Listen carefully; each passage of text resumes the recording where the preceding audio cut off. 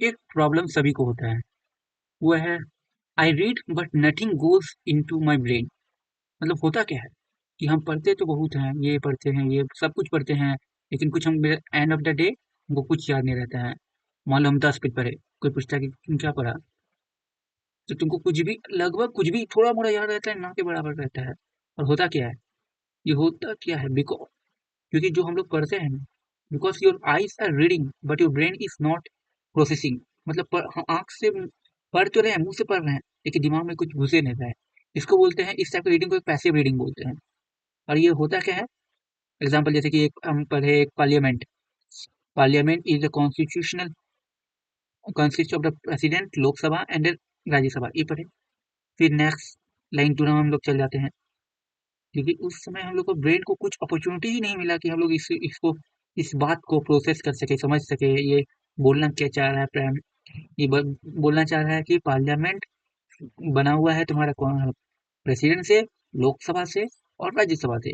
तब तक ये बात तुम्हारे दिमाग में घुसेगा, तब तक तुम दूसरे लाइन में पहुंच जाते हो। तो यही एक मेजर प्रॉब्लम है जिससे हमें समझ में नहीं आता है। इसका सॉल्यूशन क्या है, सिंपल है, पॉज मेथड।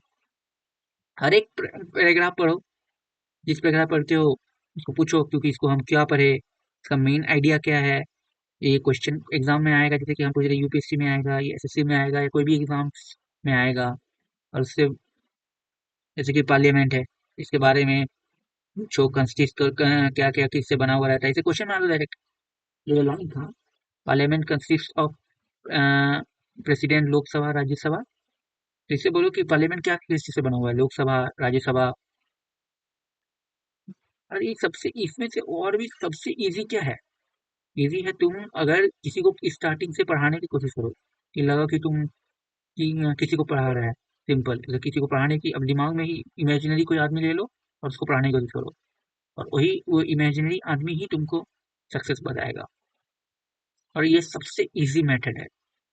पहला क्या है, पॉज करके पढ़ो, या इमेजिनरी किसी को पढ़ाओ एक बार पढ़ने के बाद, और तुम्हारे दिमाग में भी घुसेगा और तुमको समझ में भी आएगा। तुमको 10 बार तुमको पढ़ना नहीं पड़ेगा उस चीज को। चलो थैंक यू, इस वीडियो इतना ही था।